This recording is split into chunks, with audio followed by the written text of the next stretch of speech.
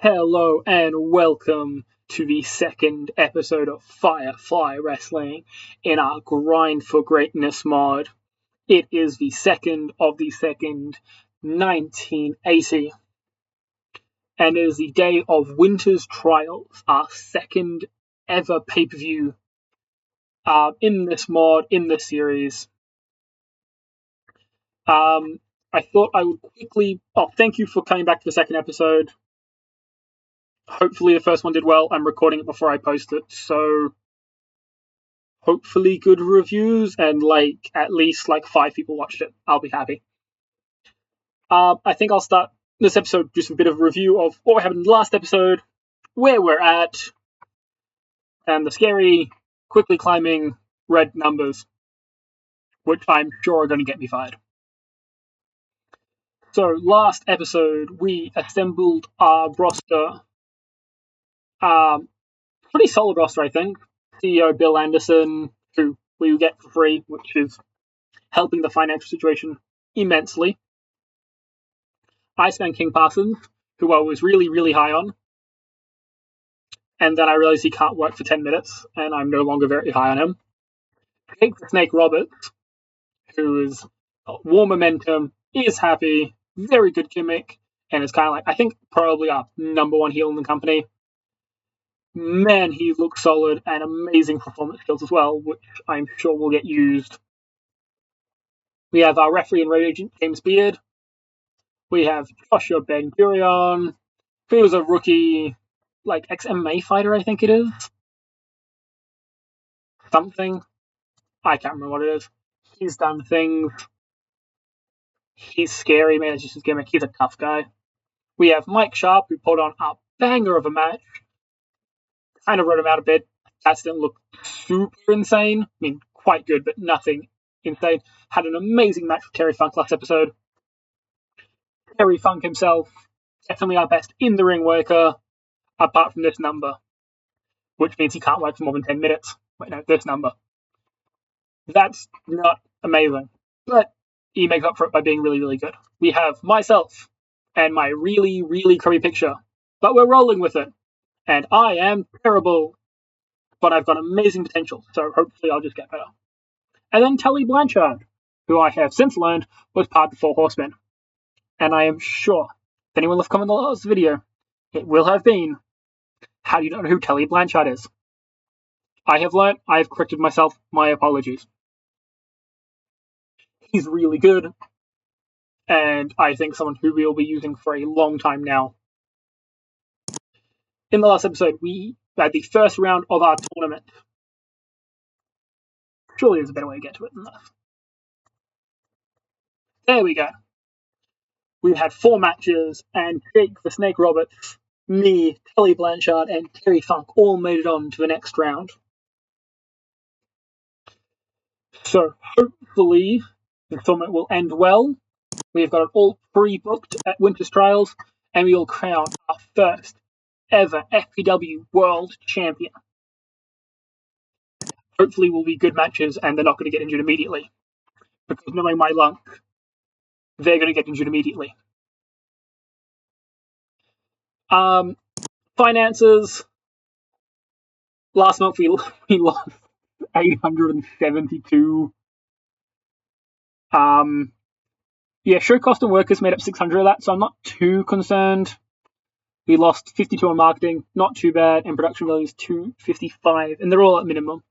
We couldn't have done much more to reduce spending. And we're making some sponsors, some merchandise, not much, but making some. If you didn't catch in the first episode, you don't remember, we have to be out of debt by end of 1981. And that's going to be hard.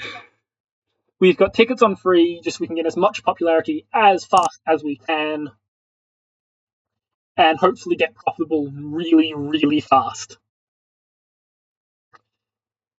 I think that's all the background we need. I don't think anything else has really happened. No really big inbox items. Nothing in the world being too much. Roddy Piper got a news article today saying he's one to watch, which in fairness, I know who Roddy Piper is, which means probably one to watch. Company Wars, we are still in 23rd. I don't think we're going to get to 22nd for a little while now, but slowly but surely, I'm sure we'll get there. And I'm aiming, hopefully, end of year 3, year 4, we'll be first in the world. I'm not sure if any new companies will spawn in which will take that spot, but hopefully we'll be moving up pretty fast. That's the goal anyway. I am going to skip forward to the show and put the show into place. Then we can run through our first show of the episode. I'm not sure how many shows I'm planning to get through today. I'm going to get through Winter Trials, definitely March Contenders, definitely Iron Will, I think, and I'll either end at Iron Will or Clash of the Elite, depending on how long these take and how the shows play out and how much planning I've got to do. I think I know what the card for Iron Will is at this point, so Clash of the Elite is the card I don't think I've worked out yet. I think we're going to have to sign one version of Iron Will, which will be a fun little sub-goal for the episode. So I will see you in a bit. Thank you all for watching. See you soon. Okay, so we are here at Winter's Trials. In the first match in the card, we will have Jake Roberts versus the Firefly. And the second match, we will have Terry Funk versus Tully Blanchard. The winner of both those matches will go on to face in the world title match and compete to be the first ever world champion. We also have a number one contender 3-way match that will take place in between the tournament, and the winner of that will face the winner of the world title match at our next show. So let's jump right into this. Nothing major behind the scenes happened. Terry Funk and Jake Roberts had a bit of a scuffle backstage, but nothing too bad seems to came of it. So I'm hoping that will die down. They both are happy. Like, Jake's got an unpredictable personality, but that shouldn't be too bad, I hope. So, first match. Ooh, 36 is not bad. Especially because I suck. Didn't have much heat. In 15 minutes and 3 seconds, with a DDT, Jake Roberts moves on and progresses in the tournament. The storyline lost a bit of heat. I think that's fine. The crowd rating was 5. That's great to see, but the wrestling was a 30. The rating of 36. I will take this. Hopefully that should also get me a bit more over, even in a loss, of just how good the segment rating was. The next segment, Terry Funk versus Tully Blanchard. Terry Funk defeats Tully Blanchard with a pile driver. This was a storytelling match. They both got pretty good psychology. Tully was actually quite unhappy about this, which I thought was interesting, because Terry's got more popularity, I think. At least in this region. Plus, like, Terry's just such a better worker. 42 is lower than he got last match, which is a bit concerning, but maybe just had a spike in a really good last match, or just a bit of a poor match today. But a 39 still isn't bad. Wrestling rate 36, crowd rating a 3. I think going down. What was it the last match? Is it a 1 or a 5? Whatever. Hot and Rising. In the next segment, in our number one contender 3-way, Mike Sharp pins Iceman King Parsons with an Iron Bomber. I mean, Mike Sharp was so good in that first show. Only got 26. Damn. Okay, he may have just had really, really good chemistry with Terry Funk, which might have been the case. I actually can't remember if that was the case. But Mike Sharp wins this match and will face either Terry Funk or Jake Roberts in the next show in our main event. Also, I didn't actually mention, 93 people in the venue today. Not bad for a show that no one knows. Actually, I think that outsells most of the shows that I help work out down here. Bill Anderson got a 17. Not great, but that's kind of expected. Crediting a 2. Yeah, the crowd aren't doing amazing. But maybe that's people-based? I assume that's based on popularity and how many people we have. I'm hoping so, at least. Okay. So our Winter Trials main event. In a fast roll-up, Terry Funk defeats Jake Roberts, and Terry Funk wins the FFW World Championship. Yeah, this is a so Terry Funk couldn't go more than 6 minutes, and I didn't want to have Jake Roberts just like pinned at 6 minutes, so we've gone for a fast roll up. Like Jake Roberts gets the DDT position, goes for DDT. Terry rolls him up, escapes out of the ring with the world title. But second rating, with a 48 and Jake Roberts getting a 30, that's really good. Actually, not the highest segment, but the highest crowd rating and highest wrestling rating. I'm not sure how that happened. That is great from both of these wrestlers. I'm sure they'll have more bouts because, yeah, definitely our top two guys. 48-30 is amazing. And then in our next segment, Terry grabs the title, sits and Barry next to the fans. Terry Funk is the world champion, and the Funker is just getting started. 44, I think that's our best segment of the day. Jake Roberts underwhelming again. Why is that? He's going to be really good at this. Terry Funk looks like a real star, though. Masterful job at improvising interaction with the crowd. That is amazing. And that's a 34 for overall rating. That's quite good. I mean, that 22 probably brings it down quite a bit. 36, 39, 22, 32, 44. We will take that. And we have a new world champion in Terry Funk. Okay. Terry Funk. Actually, I think Iceman probably should get it. And Jake both did great. Financial report. We sold $16 worth of merchandise. And we lost $624 on the show. Amazing! Look at how good we are at booking. I think it's the same, pretty much exact same cost as last time, so doesn't really matter. But we have 1,500 in the red, and we've hosted 2 shows. It's been 33 days. We might be in a bit of trouble. So we have gone up in the Southwest. I would say the show is a success. We're losing money still. We expect this, and the higher popularity gets, the less money we're going to be losing. I think that show went just wonderfully. I think we will quickly take a look at what do we get very positive feedback. Let's take a quick look at the title, and if the popularity for that title has gone up or down. I assume it's going to go down before it goes up again. Prestige still at 30, so that's good enough. It's got a 1-day reign. We are $1,504 in debt. Amazing. And we have March of Contenders in 27 days' time. So I'll be back for that. I might take a look, see if there's anybody that I want to sign in the meantime. I don't think I will. If there's anything interesting that comes up in the inbox, I will come back to that. And if not, I will see you just before March of Contenders.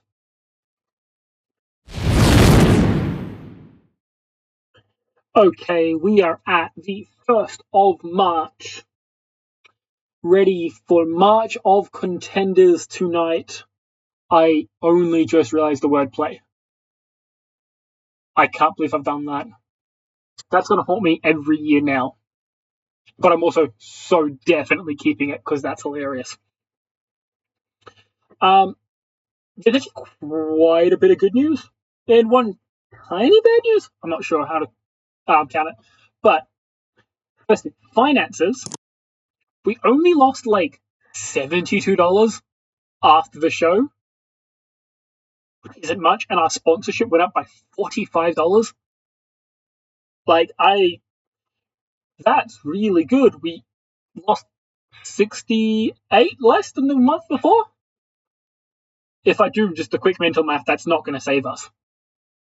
But it means we're on the right track to start going opposite direction in just about 10 months' time. No, probably closer to 12. We're really close to making a stage where we might be able to start getting profitable at some point in the future. Well, being less negative. I'm feeling hopeful, actually, which is good. I like being hopeful. Also, I got a very funny news and books item, because I know, like, companies like CMLL are going to generate. I didn't know they were going to generate now, 1st of March, been 2 months to save, and we have already what is, I think, the biggest company in the world, but for CMLL are well, I say big in Mexico. Big relative to the save in Mexico. I don't know if they've got decent popularity in America as well. Yeah, they're going to probably, and they've got $100,000 in the bank. They're going to be quite successful, I think. I think they will have a lot of success in this save. There's book musician available, but Grind for Greatness rules mean I'm not allowed to take it, which is a shame, but that's how it goes. So, coming off of our Winter Trials event, we have Terry Funk versus Mike Sharp in the main event today, and 3 other singles matches on the card, which will hopefully start putting together our world title picture going into future shows, and Clash of the Elite, which I think I'm going to try and book as like maybe a version of like a SummerSlam or something like that, of like mid-year big show that's not our Crown and Glory season finale. That's in December, actually. So if we go into the show, I'll do. You know, like if I want to do like all the this stuff before the show starts, I think I'm going to show all this stuff, and then I'll cut away to put the card together and then show the card afterwards. I think it's probably the best way I can put it together. Okay. I'm not sure how much of the last clip controlled by people screaming outside my window, but I don't think it got anything on this page, so only on the last page. So giving you the knife off, selecting the venue. It does keep giving me like one venue it keeps telling me to go to. Yes, Esalen, California, which is a capacity of 500, costs like $200. I think a generic venue would do better, right? Like, I don't know, $200, 15 points isn't too bad, but it worries me. I mean, it's the cheapest venue that there is, I think, as well, and it's probably worth it. We've got nice expenses in the building, probably a 1 at least. Economy is weak but rising, which will only do us good, I think. Pick the best option. Oh, it's giving us a different one today. Morgana, California. I wish you got to check this afterwards, like where that was, but that's fine. I mean, I know it's California, but creative energy. I don't really know what spot I meant to spend this on. Might just keep saving it up for now, and I'll work out what I'm going to spend it all on later when I need it. I used to do a lot of creative finishes with it, but I actually find now maybe character ideas might be even better to keep people's momentum high. We will see. Locker room incident. Jake Roberts again. He's happy. I know he's got unpredictable personality, but he's happy. They're both happy. Be happy. That's it. Okay. I'm okay with that being it. I feel like everything, I think this team bonding should be fine. I think that really came of it. That is fine.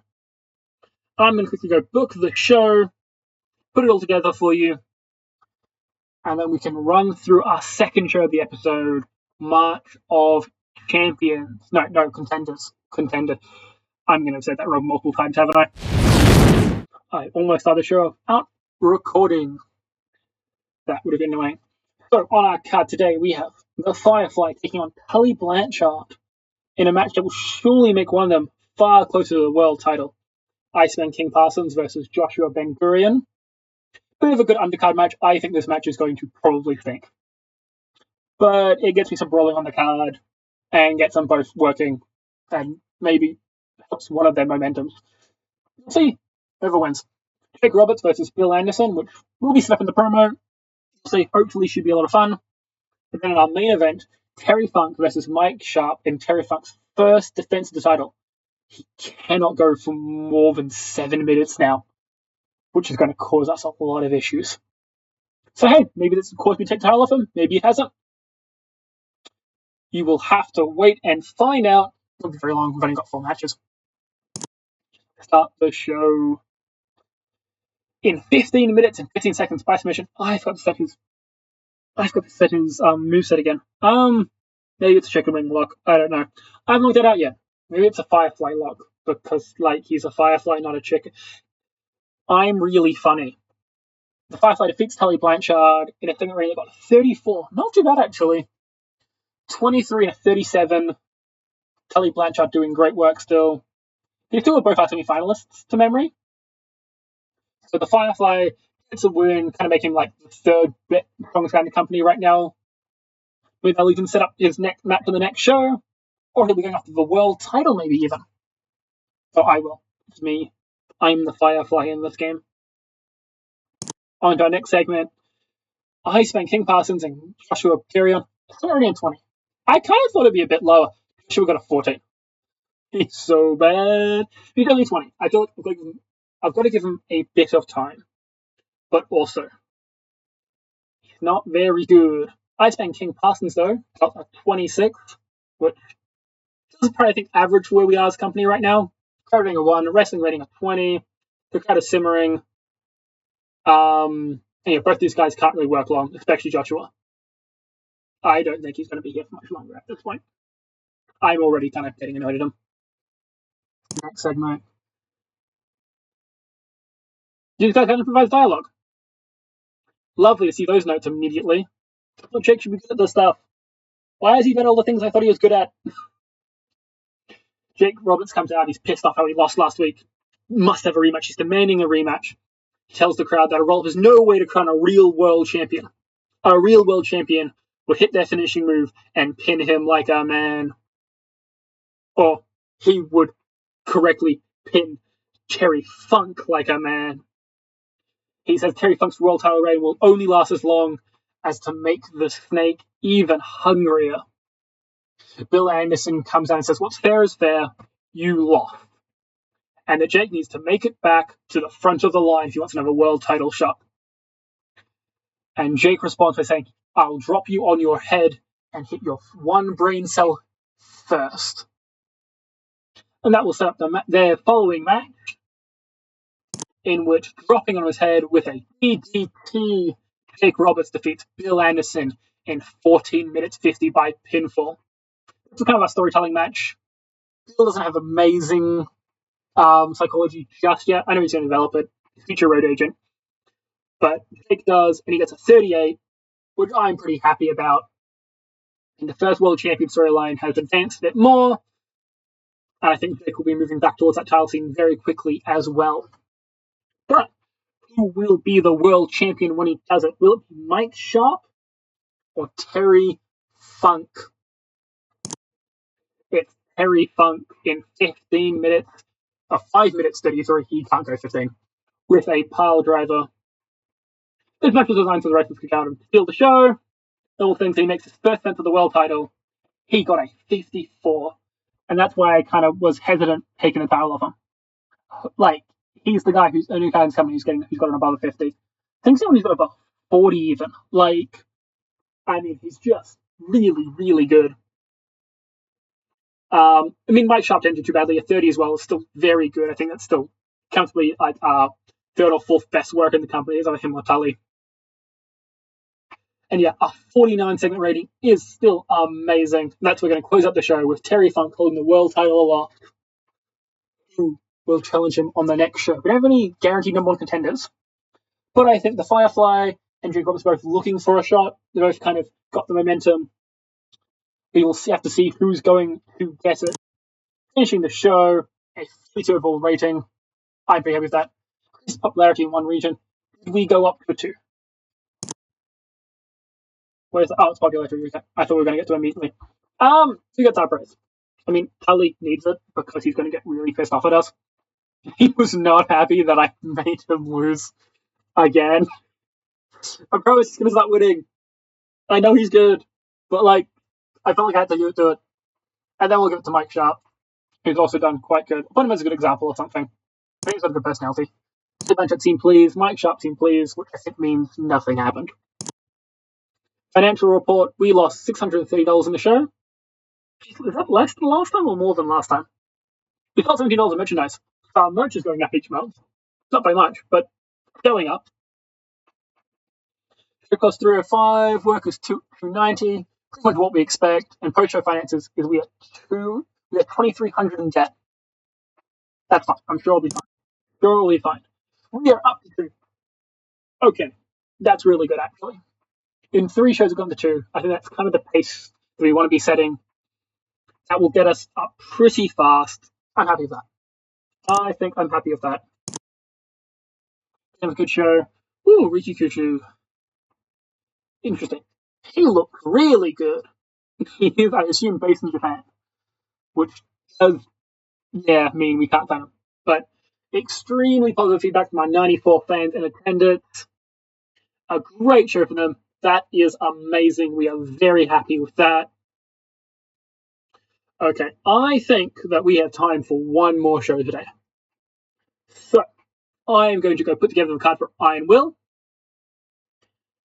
and then I will come back to you in. I've got what's next. I think it's April. Yeah, April. I'll come back to you at the start of April, where hopefully our finances will be improved. They won't be.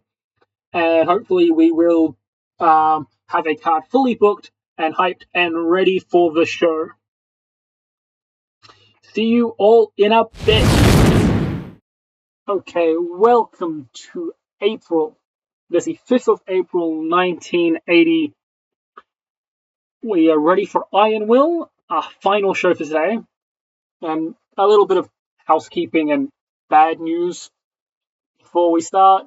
One, we'll start with the finances, because that's the one we expect to be bad. It's gone down by 70. I mean, our sponsorship has gone up massively.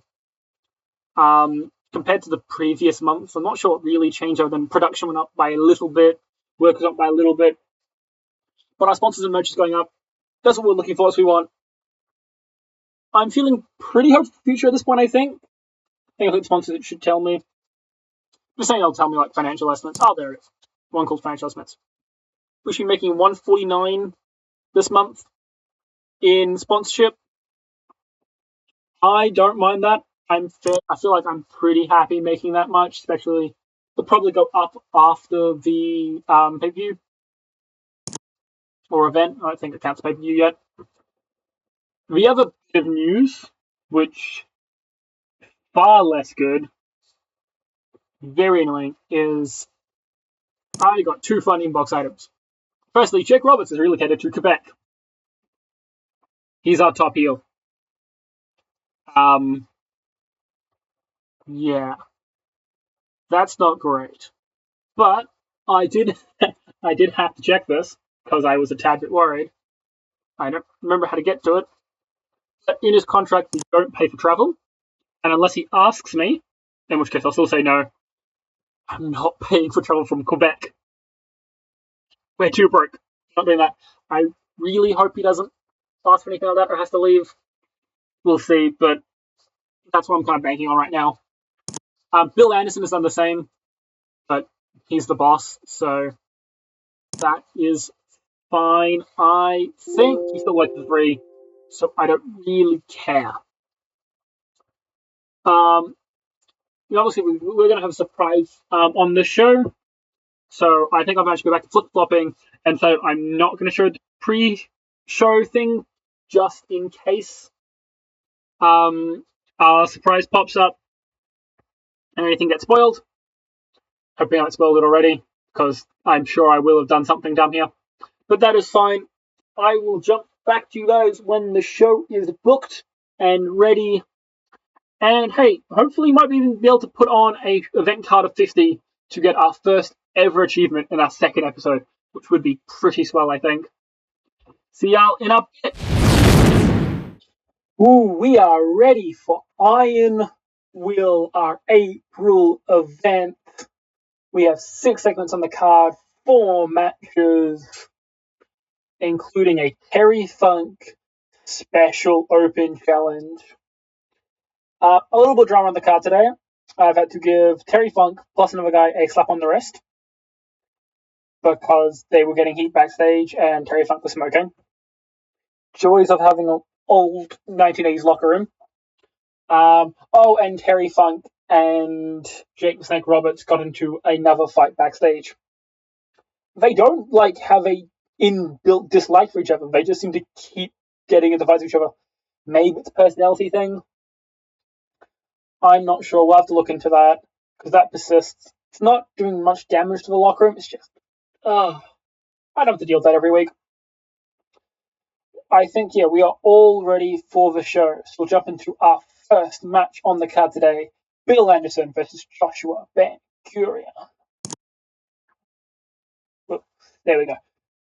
80, a terrible way to start the show. But the crowd is simmering, so we will take it.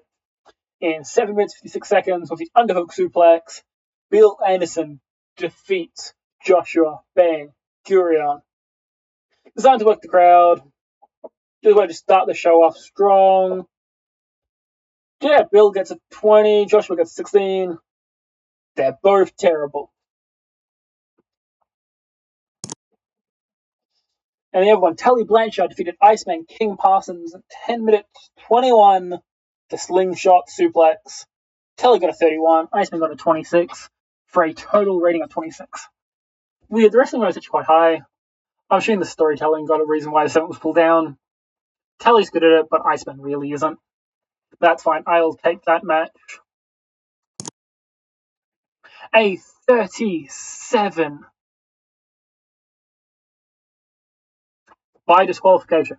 That wasn't quite the intent. Maybe we'll run it that Jake Roberts brought in like an illegal object and I got caught hitting him with it back. That sounds reasonable. But yeah, by disqualification, Jake Roberts defeats the Firefly. 14 minutes 43. 37 rating is really good. It's got to do wonders for popularity, I hope. Still only got 21, but that's not too bad. And Jake Roberts got 41, which I think is his best performance again. Chief is doing very well.